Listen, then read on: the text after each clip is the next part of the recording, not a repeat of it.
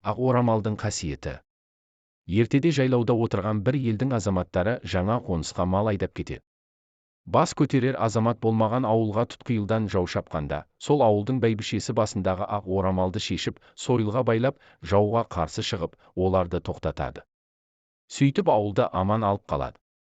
Сол күннен жауды тоқтатқан ақ орамал жаулық аталып кетіпті. Ақ орамал ел басына салған істен жаңа түскен келін келген елінің тілеуін тілейді. Жас келіннің іздегені байлық емес, 62 тамырын жібітер дүниеге әкелер болашақ ұрпағының тілеуі. Қазақта жаңа түскен келін басына орамалын салып, жанжал болған жерге келіп сілем салса, тіпті қан төгіс болып жатса да тоқтатқан. Қазақ үшін орамалды сыйламау, ананы қорлау болып табылады. Бірде бөлтірік шешен ел аралап жүріп бір кедейдің үйіне келіп түседі. Торғай қамаса тұрмайтын жыртық киіз үй, төрдегі текемет арасынан шөп өскен, адам отыратын жер жоқ. Үй иесі, ақсақал жоғары шығыңыз дегенде, елі басындағы орамалын алып жерге төсепті.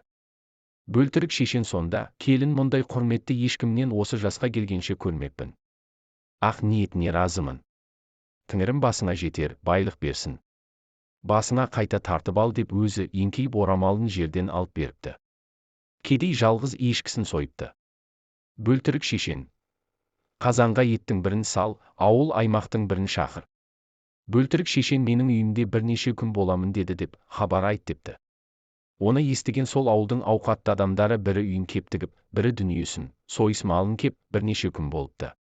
Кетерінде шешен, осы келген дүниелеріңді, беретін малдарыңды осы жігітке беріңдер деп бата беріпті. Көп кешікпей кедей жігіт дуалы батадан соң байлыққа кенеліпті. Бөлтірік шешеннің ұлына айтқан өсиеті. Бірінші, жет атаңды. Екінші, жет руды. Үшінші, жеті жарғыны. Төртінші, жеті құбыланы. Бесінші, жеті жақсыны. Алтыншы, жеті жаманды. Жетінші, жеті жетімді біл. Жеті атасын білмегенді жетесіз дейді. Жеті руды білмегенді жер көріп, ел танымаған дейді. Жеті жарғыны білмегенді жөнсіз дейді. Жеті құбыланы білмегенді көкірек көзсіз дейді.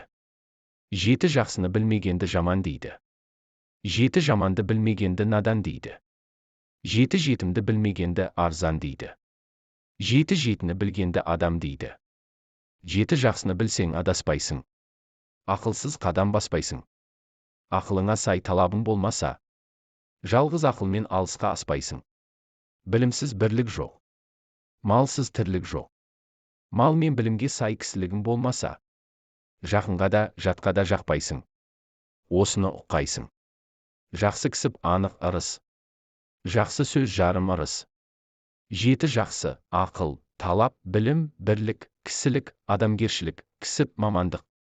Жеті ата, ке, бала, немере, шөбере, шөпшек, немене, туажат.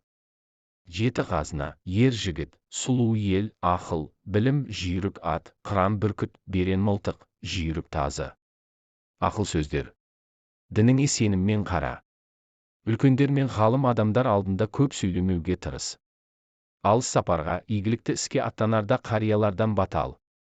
Үйге, мешітке және қасиетті орындарға оң аяқпен кіру керек. Туған жерді ұмытпа. Ол жерге жиі бар, бір уыс топырағын қастерлеп сақта. Ата-баба қорымдарына барып, оларға дұға оқуды ұмытпа. Білме жолдағы қорымдарға дұға оқып, бет сипауды есіңнен шығарма. Көп адам жиналған жерге сілемдеспей өтпе. Барыңды бағала, бақытыңды қадірлей біл. Жанұя сақталса, кішкене бүлдіршіндер өз қандастарының ішінде, ата-жесінің тізесінде отырып ертек тыңдаса, келіндер ерін сыйлап, ерте тұрып таңғы ас әзірлеп, ата-енеге сілем салып иіліп сыпайылық танытса. Бөбектердің жүзінен қуаныш, күлкі, еркелеу сезіліп тұрса, бұдан артық бақыт болмас сырда.